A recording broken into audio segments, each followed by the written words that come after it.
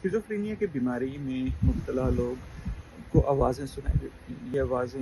इंसान की सूरत में भी हो सकती हैं। बाज़ दफ़ा वो कहते हैं जिस तरह बस वो शाएँ-शाएँ आवाज़ें सुनाई दे रही होती हैं। बाज़ दफ़ा ये आवाज़ें एक से ज़्यादा भी हो सकती हैं, मर्द भी हो सकती हैं और ये आवाज़ भी हो सकती है। बाज़ दफ़ा ये होता है कि वो इन आवाज़ों को पहचानते हैं जो लोग इसमें बात कर रहे होते हैं। बाज़ उनको ये होता है कि जी मुझे आवाज़ें आती हैं तो मुझे ये नहीं पता कि किसकी आवाज़ें हैं। बाज़ दफ़ा ये आवाज़ें आपस में मतलब बातें कर रही होती हैं। बाज़ दफ़ा ये आवाज़ें उस इंसान को ये बता रही होती हैं कि तुम अपने आप को ख़त्म कर लो, तुम फ़लाँ इंसान को ख़त्म कर लो, फ़लाँ बंदा तुम्हारे पीछे पड़ा हुआ है, वो तुम्हारी जगह के आने के पीछे पड़ा हुआ है। एक तो ये चीज़ होती है कि आवाज़ें सुनाई देना। दूसरी चीज़ ये होती है कि उनको हम बोलते हैं पैरानॉइड डिल्यूजन, जिनमें उनको पक्का यकीन होता है कि कोई ना कोई जो है ना मेरी जान का दुश्मन बना हुआ है, मेरी फैमिली का दुश्मन बना हुआ है, मेरे दिमाग को कंट्रोल कर रहा है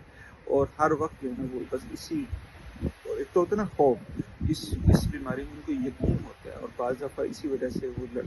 लड़ाई में, झगड़े में, इन चीज़ों में भी इन्वॉल्व हो जाते हैं। लोग जो है पैरानॉइड अपने इस पैरानॉइड की वजह से दूसरों को जो है वो नुकसान पहुँचाने से भी प्रेरित करते हैं। इस बंदे को नुकसान न पहुँचाया तो ये बंदा मुझे और मेरी फैमिली को नुकसान पहुँचा देगा। तीसरी चीज़ जो इसमें होती है बड़ी अजीबो-गरीब बातें करते हैं बाज़ दफ़ा जिसकी कोई सेंस नहीं होती है, आउट ऑफ कॉन्टेक्स्ट होता है और अपने इन बिहेवियर की वजह से, अपनी इन अलामात की वजह से वो ना ही कोई जॉब रख सकते हैं, ना पढ़ाई में कोई अच्छा परफॉर्म करते हैं, ना ही जो उनकी डे टू डे लाइफ होती है अपने रिश्तेदारों के साथ, अपने बच्चों के साथ, अपने घर वालों के साथ भी जो है ना वो इस बीमारी की वजह से बहुत ज़्यादा जो है वो सिर्फ वो ही नहीं बल्कि पूरा ख़ानदान जो है वो इस बीमारी की वजह से सफ़र कर रहा होता है। मरीज़ को ये लग रहा होता है कि मैं बीमार नहीं हूँ, उसको ये लगता है कि सब जो घर वाले हैं या जो माशरे वाले हैं वो बीमार हैं और वो बार बार कभी लड़ाई में, कभी गाली गलौज, कभी इस तरह की जो ना काफ़ी दफ़ा लोग मतलब बड़े डेंजरस तक चले जाते हैं। लोग एक दूसरे को मार देते हैं, शूट कर देते हैं, अपने आप को ख़त्म कर लेते हैं इन आवाज़ों के असर में, इस इन डिल्यूजन, इन थॉट्स के असर में।